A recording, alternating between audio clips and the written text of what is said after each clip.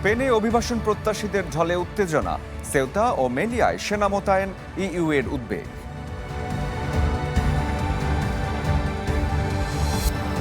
Cockroach জনতা পার্টির আন্দোলনকারীদের ব্যবহৃত শব্দ নিয়ে নরেন্দ্র মোদীর আক্ষেপ, নেবেন না আইনি ব্যবস্থা। পাকিস্তানে তুষার ধসের নিখোঁজ পর্বতারোহীদের উদ্ধারে চলছে অভিযান, ক্ষীণ হয়ে আসছে জীবিত থাকার সম্ভাবনা।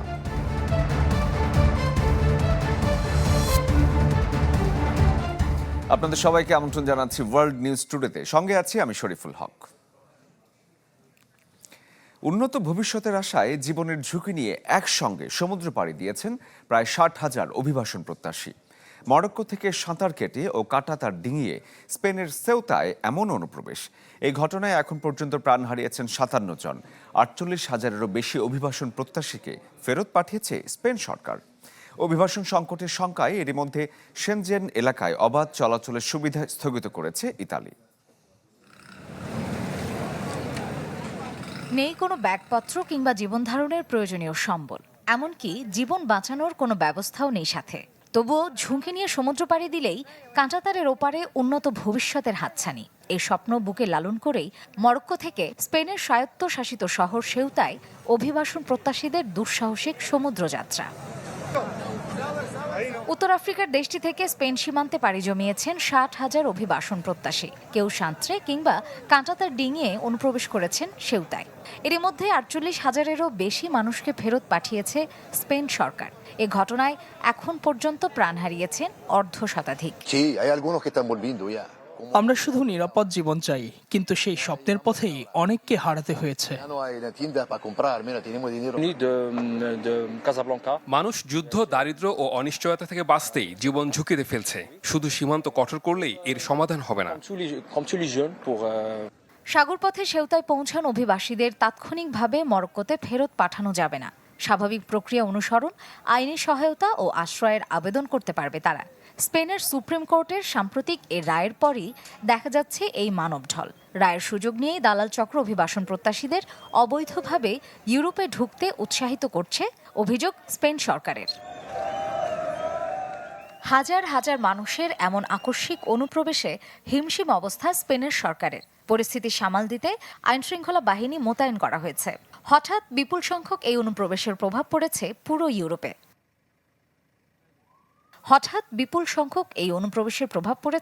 পুরো ইউরোপে। স্পেন হয়ে অন্য দেশে অভিবাসীদের ছড়িয়ে পড়ার শঙ্কায় সাময়িকভাবে শেনজেন অঞ্চলের অবাধ চলাচলের সুবিধা স্থগিত করেছে ইতালি। যুদ্ধ, দারিদ্র্য, অনিশ্চিত ভবিষ্যৎ এবং জলবায়ু পরিবর্তনের কারণে আফ্রিকা থেকে ইউরোপমুখী মানুষের স্রোত থামছে না। সেউতা এখন শুধু সীমান্ত নয়, ইউরোপের অভিবাসন সংকটের নতুন প্রতীক হয়ে উঠেছে বলছেন বিশেষজ্ঞরা। মার্জিয়া শ্রেয়া, চ্যানেল 24। সেউতায় তৈরি হওয়া অভিবাসী সংকটের সবশেষ খবর জানাতে আমাদের সহকর্মী তৌফিকুর রহমান স্পেন থেকে এই মুহূর্তে আমাদের সাথে যুক্ত আছেন। তৌফিক, আপনাকে স্বাগত জানাচ্ছি। এবং আমরা দেখতে পেয়েছি হাজার হাজার মানুষ একসাথে যাচ্ছে। সীমান্তের এই মুহূর্তে কি অবস্থা এবং এই পরিস্থিতি সামাল দিতে স্পেন সরকার কি পদক্ষেপ নিয়েছে? শরীফ, আপনাকে ধন্যবাদ। আপনি জানেন যে গত গত 2-3 দিনে কিন্তু প্রায় 50,000-এর বেশি অভিবাসী স্পেনের সেউতা শহরে অনুপ্রবেশ করেছিল, কিন্তু এই 1-2 দিনের ব্যবধানে কিন্তু আবার নতুন করে ফিরতে শুরু করেছে এই মরক্কিস যারা এই সেউতাতে প্রবেশ করেছিল অভিবাসী, তারা কিন্তু আবার ফিরতে শুরু করেছে। তো এই ফেরার পেছনে যে কারণগুলো বলা হচ্ছে যে ওখানে আসলে খাদ্য সংকট এবং কর্মসংস্থানের সংকট দেখা দিয়েছে ব্যাপকভাবে। এবং এখানে গিয়ে আরেকটা কথা আপনাকে আমি জানিয়ে রাখি যে এখানে যেটা মরক্কিস যারা ফিরে যাচ্ছে তারা যেটা অভিযোগ করছে যে এখানে স্প্যানিশ পুলিশ কিংবা যারা মরক্কিস এখানে স্প্যানিশ নাগরিক আছেন মরক্কো বংশোদ্ভূত, তারা কিন্তু তাদের উপর আক্রমণ করেছে বলে তারা এমনটা অভিযোগ করেছে। তাছাড়া আরেকটা ঘটনা ঘটেছে ইতিমধ্যে যে ওখানে যারা অনুপ্রবেশকারী তারা কিন্তু ওখানে আসলে ব্যাপক ভাঙচুরও করেছে, ভাঙচুরের খবর আমরা পেয়েছি। তো সবশেষ কথা যেটা আমি আপনাকে বলবো যে আসলে সবশেষে কিন্তু ওই যে 50,000-এর বেশি অভিবাসী এখানে প্রবেশ করেছিল, তারা কিন্তু আবারও নিজ দেশে স্বেচ্ছা কিন্তু ফিরতে শুরু করেছে। প্রায় এখন পর্যন্ত পাওয়া শেষ খবর পর্যন্ত আমরা কিন্তু যতটুকু জেনেছি যে 48,000-এরও বেশি মানুষ কিন্তু আবার তাদের নিজ জন্মভূমি মরক্কোতে ফিরে গিয়েছে। তো এতে করে আসলে এই যে পরিস্থিতিটা তৈরি হয়েছিল, যে অভিবাসী সংকটটা কিন্তু আসলে নিরসনের পথে চলে এসেছে। এখন কিন্তু অনেকটাই নিয়ন্ত্রিত অবস্থায় রয়েছে। আপনি জানেন যে এই অনুপ্রবেশের পর থেকে ব্যাপক আলোচনা সমালোচনার সম্মুখীন হতে হয়েছিল স্পেন সরকারকে, এবং ইতালি এবং ফ্রান্স থেকে কিন্তু আহ, ইতালি এবং ফ্রান্সের সীমান্তে কিন্তু জোরদার করা হয়েছে যেন কোনো অনুপ্রবেশকারী না প্রবেশ করতে পারে। তো আপনাকে আরো বলবো যে এখানে এই প্রবেশকে ঘিরে কিন্তু আসলে প্রায় 60 জনেরও বেশি মানুষের প্রাণহানির ঘটনা কিন্তু ঘটেছে এই এই সেউতা শহরে। আসলে এই প্রাণহানির পেছনে যে কথাটা বলা হচ্ছে যে কিছু অধিকাংশ মানুষই কিন্তু আসলে এই ডুবে মারা গিয়েছে এই সাগরে, এবং কিছু মানুষ কিন্তু পদদলিত হয়ে এই মৃত্যুবরণ করেছে। তো আরো কিন্তু কিছু মানুষ নিখোঁজ রয়েছে ইতিমধ্যে। তো এই অনুপ্রবেশের কারণ বলতে গিয়ে স্পেন সরকার যেটা বলছে যে এটা মরক্কিশ যে গণমাধ্যম ঠিক বলবো না, যে সোশ্যাল মিডিয়াতে কিন্তু আসলে একটি গুজব ছড়িয়ে দেওয়া হয়েছিল যে স্পেনে যদি কেউ এই সমুদ্র সীমা দিয়ে প্রবেশ করে তাহলে তাদেরকে আর ফিরিয়ে দেওয়ার সুযোগ নেই। এই গুজবটি ছড়িয়ে যাওয়ার পরে এই দালাল চক্র এই সুযোগটা নিয়েছে, এবং যারা অতি দরিদ্র এবং উন্নত জীবনযাপনের আশায় ইউরোপে প্রবেশ করতে চায় তারা কিন্তু হুমড়ি খেয়ে পড়েছে, এবং হাজার হাজার প্রায় 1.5 লাখেরও বেশি মানুষ কিন্তু রাতারাতি এই স্পেনের সাঁতরে প্রবেশ করেছে। আমরা দেখেছি যে তৌহিদ, আপনাকে অনেক ধন্যবাদ। আপনার দেওয়া তথ্যগুলো আমাদের কাছে পরিষ্কার বুঝতে পেরেছি। দর্শক, আমাদের সাথে স্পেন থেকে সহকর্মী তৌহিদুর রহমান যুক্ত হয়েছিলেন। মরক্কো থেকে আসা অভিবাসন প্রত্যাশীদের ঢলে এখন বিপাকে রয়েছে স্পেন। সীমান্তের খুব কাছাকাছি হওয়ায় গন্তব্যের মূল পয়েন্ট হিসেবে স্বায়ত্তশাসিত অঞ্চল সেউতাকে বেছে নিয়েছেন তারা। সম্প্রতি অভিবাসীদের নিয়ে স্পেনের সুপ্রিম কোর্টের রায় মানব পাচারকারীদের উস্কানি ও মরক্কোতে চলা অর্থনৈতিক চাপে হঠাৎ এই মানব ঢল, বলছেন বিশেষজ্ঞরা। আফ্রিকার উপকূল ঘেঁষা ইউরোপের ছোট শহর সেউতা আয়তনে ছোট হলেও ভৌগোলিক অবস্থানের কারণে অভিবাসন ইস্যুতে বারবার আন্তর্জাতিক শিরোনামে উঠে আসে স্বায়ত্তশাসিত অঞ্চলটি। সেউতা শুধু অভিবাসন নয়, স্পেন ও মরক্কোর কূটনৈতিক সম্পর্কের একটি স্পর্শকাতর ইস্যু। 2021 সালে মরক্কো সীমান্ত নিয়ন্ত্রণ শিথিল করে দিলে মাত্র 2 দিনের মধ্যে প্রায় 8,000 মানুষ সেউতায় প্রবেশ করে। তখন পশ্চিম সাহারা ইস্যুতে দুই দেশের সম্পর্ক তীব্র উত্তেজনায় পৌঁছায়। স্পেন পশ্চিম সাহারা নিয়ে তাদের নীতিতে পরিবর্তন আনার পর দুই দেশের সম্পর্কে কিছুটা উষ্ণতা ফিরে আসে। তবে কয়েক বছরের মাথায় ফের সেউতায় মরক্কো থেকে আসা অভিবাসন প্রত্যাশীদের ঢলে বিপাকে স্পেন সরকার। নজিরবিহীন এই ঘটনার পেছনে আছে বেশ কয়েকটি কারণ। জুনের শেষ দিকে স্পেনের সুপ্রিম কোর্টের একটি রায়কে এর অন্যতম কারণ হিসেবে দেখছেন বিশেষজ্ঞরা। রায় বলা হয়, সাগরপথে সেউতায় পৌঁছানো অভিবাসীদের তাৎক্ষণিকভাবে মরক্কোতে ফেরত পাঠানো যাবে না। প্রথমে তাদের আইনি প্রক্রিয়ার সুযোগ দিতে হবে। এই খবর সামাজিক যোগাযোগ মাধ্যমে দ্রুত ছড়িয়ে পড়ে। এতে অনেকের মধ্যে ধারণা তৈরি হয় যে সেউতায় পৌঁছাতে পারলে ইউরোপে থাকার সুযোগ বাড়বে। আর মানব পাচারকারীরা আদালতের এই রায়কে ভুলভাবে প্রচার করে হাজারো মানুষকে সীমান্ত পার হওয়ার জন্য উদ্বুদ্ধ করছে। এছাড়া মরক্কোর অর্থনৈতিক চাপ ও বেকারত্বকেও স্পেনে এই মানব ঢলের কারণ হিসেবে দেখছেন অনেকে। উত্তর মরক্কোর অনেক তরুণ উন্নত জীবিকা ও কাজের আশায় সেউতায় প্রবেশের ঝুঁকি নিচ্ছেন। তাদের সঙ্গে যোগ দিচ্ছে সাব সাহারান আফ্রিকার অভিবাসীরাও।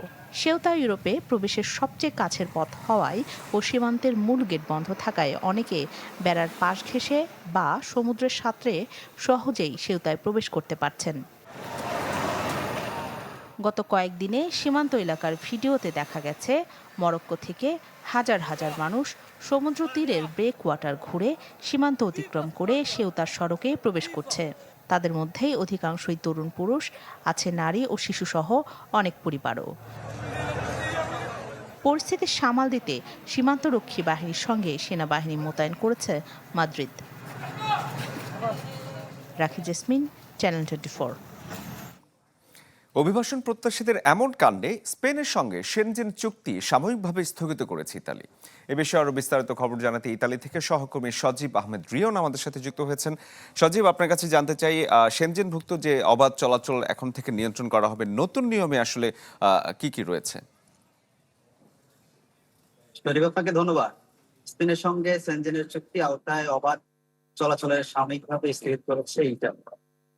আগামী 1 মাস স্পেন থেকে ইতালিতে প্রবেশকারী ও ইউরোপীয় ইউনিয়নের বাইরের নাগরিকদের জন্য বিমানবন্দর এবং বিমানবন্দর থেকে স্থলবন্দর থেকে সব জায়গায় নথিপত্র চেক করা হবে, যাচাই করা হবে। মেলোনি সরকার কিন্তু এর আগে তিনি ঘোষণা করেছেন, যার ফলে কিন্তু বিশেষ করে ইতালির রাজধানী রোমেও কিন্তু এই মূল স্টেশন গুলোতে বা বিমানবন্দর গুলো কিন্তু বর্তমান নজরদারিতে কিন্তু তারা রেখেছে এবং প্রত্যেকটি নাগরিককে তারা আসলে যারা ইউরোপের বাইরের কান্ট্রি থেকে প্রবেশ করতেছে তাদের কিন্তু তল্লাশির মাধ্যমে বা যাচাই বাজারের মাধ্যমে কিন্তু তাদেরকে ইতালিতে প্রবেশ করতে দেওয়া হচ্ছে। এর আগে যদি আমি বলে রাখি, গেল সপ্তাহে কিন্তু প্রায় 49,000 অভিবাসী এই সেউতা যেই স্পেনে যে ভূখণ্ডে অবস্থিত আছে সেখানে কিন্তু প্রবেশ করছে, যার ফলে কিন্তু ইতালির সরকার, মেলোনি সরকার কিন্তু প্রচন্ড চটে গিয়েছেন। অন্যদিকে কিন্তু ইতালি আসলে অভিবাসীদের যে নিয়ন্ত্রণ করতে পারছে সেরকম কিন্তু আসলে পরিসংখ্যা দেখা যাচ্ছে না, কেননা 2021 সাল থেকে একটি তথ্য তুলে ধরেছে স্পেনের প্রধানমন্ত্রী। সেই তথ্য অনুযায়ী 2021 সাল থেকে 2026 সাল পর্যন্ত কিন্তু প্রায় 4,76,000 অভিবাসী ইতালি যে ভূমধ্যসাগর পাড়ি দিয়ে ইতালিতে আসা অবৈধ শরণার্থীদের ফল কিন্তু সবচাইতে বেশি প্রবেশ করেছে ইতালিতে। তো সেক্ষেত্রে স্পেনের সাথে একটি কি বলে স্পেনের সাথে তাদের দ্বিধাদ্বন্দ্ব আসলে তৈরি হয়েছে এবং ইতিমধ্যে কিন্তু ইউরোপীয় ইউনিয়ন থেকে একটি আলোচনার জন্য একটি সভা নির্ধারণ করা হয়েছে, সেখানে স্বরাষ্ট্র মন্ত্রণালয় থেকে যারা আছে তারা অংশগ্রহণ করবে এবং সেই সাথে সাথে কিন্তু চেক রিপাবলিক যে দেশটি আছে তারাও কিন্তু উদ্বেগ প্রকাশ করেছে এই যে স্পেনের মাধ্যমে যে অভিবাসীগুলো আসলে প্রবেশ করেছে, তারাও জর্জিয়া মেলানির সাথে একত্রিত প্রকাশ করে স্পেনের যে সেনজেনভুক্ত যে আওতায় সুযোগগুলো আছে সেগুলো স্থগিত করার জন্য আহ্বান জানিয়েছে। রিয়ন, ধন্যবাদ আপনাকে আমাদের সাথে যুক্ত হওয়ার জন্য। দর্শক, ইতালি থেকে সহকর্মী সজীব আহমেদ রিয়ন আমাদের সাথে যুক্ত হয়েছিলেন। ককরোচ জনতা পার্টির আন্দোলনকারীদের ব্যবহৃত শব্দ নিয়ে আক্ষেপ প্রকাশ করেছেন ভারতের প্রধানমন্ত্রী নরেন্দ্র মোদী।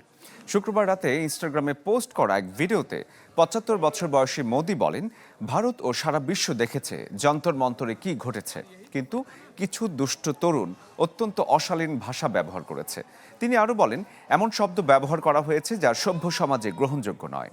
পুলিশে মামলার প্রসঙ্গ টেনে মোদী বলেন, তরুণ বয়সের ভুলের জন্য কঠোর আইনি ব্যবস্থা নয়, বরং সঠিক দিক নির্দেশনার মাধ্যমে তাদের সংশোধনের সুযোগ দেওয়া উচিত। গেল মাসে শুরু হওয়া এই আন্দোলনের সূচনা হয় পরীক্ষার প্রশ্ন ফাঁসের প্রতিবাদ থেকে।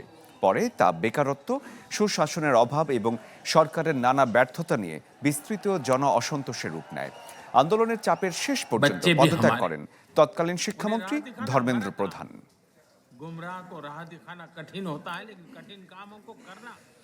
অনুপ্রবেশকারীদের দেখভালের দায়িত্ব ভারতের নয়, তাই আইনি প্রক্রিয়ার মাধ্যমে চিহ্নিত করে তাদেরকে ফেরত পাঠানো হচ্ছে। আগামীতেও এই ধারা অব্যাহত থাকবে বলে জানিয়েছেন পশ্চিমবঙ্গের মুখ্যমন্ত্রী শুভেন্দু অধিকারী। শনিবার রাজ্যের জনগণনা শুরু উপলক্ষে আয়োজিত এক অনুষ্ঠানে রাজ্যের রাজনীতি ও সুরক্ষা নিয়ে এই কড়া বার্তা দেন তিনি। একটা অবৈধ অনুপ্রবেশকারী তারা এই দেশে বা এই রাজ্যে থাকবেন না, প্রক্রিয়ার মধ্য দিয়ে ফেরানো হচ্ছে, সংখ্যাটা কম। আগামী দিনে চিহ্নিত করে তাদেরকে ফেরত পাঠানো হবে সতর্কতার সঙ্গে এবং যাচাই বাছাই করে। যারা অনুপ্রবেশকারী তাদেরকে যেতে হবে, তারা এখানে থাকবে না, তাদেরকে আমরা খাওয়াতে পারবো না। ওয়ার্ল্ড আর্টিফিশিয়াল ইন্টেলিজেন্স কোঅপারেশন অর্গানাইজেশনে পর্যবেক্ষক দেশ হিসেবে যোগ দেওয়ার সিদ্ধান্ত নিয়েছে বাংলাদেশ। চলতি বছর 16 জুলাই সাংহাইয়ে গঠিত এই আন্তঃসরকার সংস্থাটির মূল লক্ষ্য আন্তর্জাতিক পর্যায়ে উদ্ভাবন ত্বরান্বিত করা এবং বৈশ্বিক ডিজিটাল বৈষম্য কমানো। এছাড়াও কৃত্রিম বুদ্ধিমত্তা বা এআই এর নিরাপদ ও জনকল্যাণমুখী ব্যবহার নিশ্চিতে বিশ্বব্যাপী উন্মুক্ত ও বৈষম্যহীন পরিবেশ তৈরি করতে চায় সংস্থাটি। এআই সংক্রান্ত বৈশ্বিক নীতিমালায় নিজেদের যুক্ত রাখতেই পর্যবেক্ষক হিসেবে বাংলাদেশ এতে অংশ নিচ্ছে। যত সময় যাচ্ছে পাকিস্তানের ব্রড পিকে তুষার ধসে নিখোঁজ পর্বতারোহীদের জীবিত থাকার সম্ভাবনা ক্ষীণ হয়ে আসছে। এই পর্যন্ত উদ্ধার করা হয়েছে ৩ জন পর্বতারোহীর মরদেহ। এখন পর্যন্ত নিখোঁজ আছেন 7 জন। প্রতিকূল আবহাওয়ায় শুক্রবার স্থগিত করা হয় উদ্ধার অভিযান। আজ আবারও অভিযান শুরু হওয়ার কথা রয়েছে। জিপিএস তথ্য অনুযায়ী তুষার ধসে পুরো দলটি প্রায় 1000 মিটার নিচে নেমে যায়। এরপর আর নড়াচড়া লক্ষ্য করা যায়নি। নিখোঁজদের মধ্যে থাকা 43 বছর বয়সের নির্মল পূর্জা বিশ্বের অন্যতম খ্যাতিমান পর্বতারোহী। তিনি 2019 সালে মাত্র 6 মাস 6 দিনে বিশ্বের 14টি 8000 শৃঙ্গ আরোহণ করে বিশ্ব রেকর্ড করেন। ইরানের বিরুদ্ধে নতুন করে সামরিক পদক্ষেপের ইঙ্গিত দিয়েছেন মার্কিন প্রেসিডেন্ট ডোনাল্ড ট্রাম্প। কুয়েতে ড্রোন হামলার প্রতিহতের দাবি করেছে দেশটির সেনাবাহিনী। হরমুজ প্রণালীর কাছে ওমান উপকূলে হামলার শিকার হয়েছে একটি তেলবাহী জাহাজ। এদিকে গাজায় যুদ্ধবিরতি ও হামাসের নিরস্ত্রীকরণ পরিকল্পনা নিয়েও নতুন করে চলছে আলোচনা। মধ্যপ্রাচ্যের সংঘাতের নতুন অধ্যায়ের ইঙ্গিত দিচ্ছে ওয়াশিংটন। সপ্তাহের শেষে ইরানে নতুন করে হামলা চালানোর পরিকল্পনা করছে যুক্তরাষ্ট্র। সম্ভাব্য লক্ষ্যবস্তু হতে পারে ক্ষেপণাস্ত্র ঘাঁটি, এমনকি পারমাণবিক জ্বালানি অবকাঠামো। ইরানকে খুব কঠোরভাবে আঘাত করা হবে ক্যাম্প ডেভিডে মন্ত্রিসভার বৈঠকে এমন হুঁশিয়ারি দিয়েছেন মার্কিন প্রেসিডেন্ট ডোনাল্ড ট্রাম্প। তবে সম্ভাব্য হামলার বিষয়ে আনুষ্ঠানিক মন্তব্য করেনি পেন্টাগন। এদিকে আপাতত ইরানে মার্কিন হামলা বন্ধ থাকলেও উপসাগরীয় দেশগুলোতে ইরান থেকে আসা ড্রোন ও ক্ষেপণাস্ত্র ভূপাতিতের খবর প্রতিদিনই আসছে। শনিবারও ইরানের ছোড়া ড্রোন প্রতিহতের দাবি করেছে কুয়েতের সেনাবাহিনী। বিস্ফোরণের শব্দ নিয়ে আতঙ্কিত না হয়ে নিরাপত্তার নির্দেশনা মেনে চলার আহ্বান কর্তৃপক্ষের।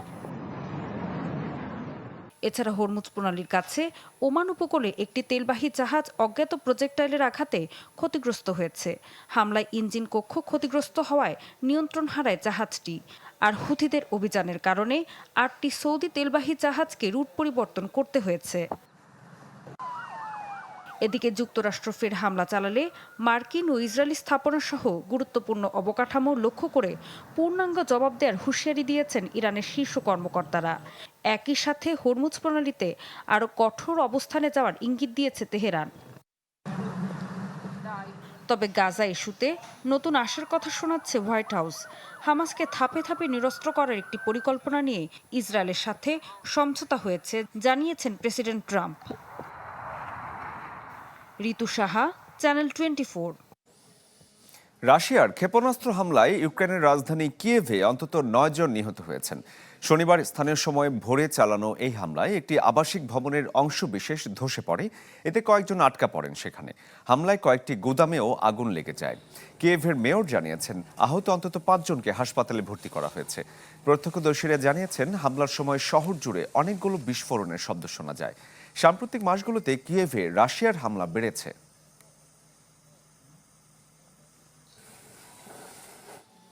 এক দশকেরও বেশি সময় ধরে যুদ্ধ, ক্ষুধা আর মানবিক সংকটে জর্জরিত ইয়েমেন। বিশ্ব যখন দেশটিকে দেখছে ধ্বংসস্তূপের প্রতিচ্ছবি হিসেবে, তখন সংঘাত ভুলে উৎসবে মেতেছে ইয়েমেনবাসী। শতাব্দী প্রাচীন বালদা স্টার উৎসবকে ঘিরে দেশটির পূর্ব উপকূলের সমুদ্র সৈকতে নেমেছে দর্শনার্থীদের ঢল। মাসব্যাপী উৎসবে আছে সাংস্কৃতিক আয়োজন, ঐতিহ্যবাহী প্রদর্শনী সহ নানা কর্মসূচি।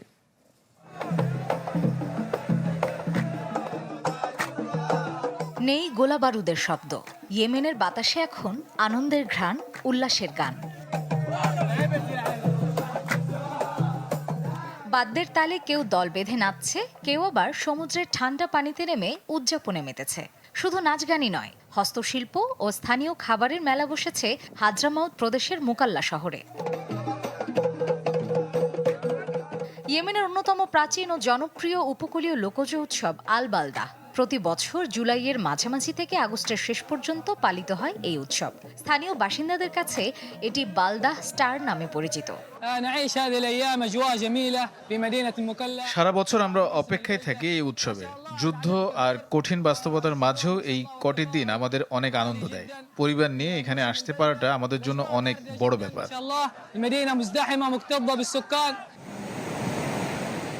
এবার উৎসব শুধু আনন্দই বয়ে আনেনি, প্রাণ ফিরিয়েছে স্থানীয় অর্থনীতিতেও। পর্যটকদের ভিড় লেগে আছে হোটেল, রেস্তোরাঁ, বাজার আর ছোট ছোট ব্যবসা প্রতিষ্ঠানগুলোতে। বছরের সবচেয়ে বেশি আয়ের সময় এটি, তাই ব্যবসায়ীদের আশা এবার যুদ্ধের ক্ষত সামলে ঘুরে দাঁড়াবেন তারা। উৎসব শুরু হলেই আমাদের ব্যবসা বেড়ে যায়। পর্যটক বাড়লে হোটেল, রেস্তোরাঁ, দোকান সবখানেই কাজের সুযোগ তৈরি হয়। এবার অপেক্ষায় আছি যুদ্ধের ক্ষতি পুষিয়ে নিতে পারি কিনা।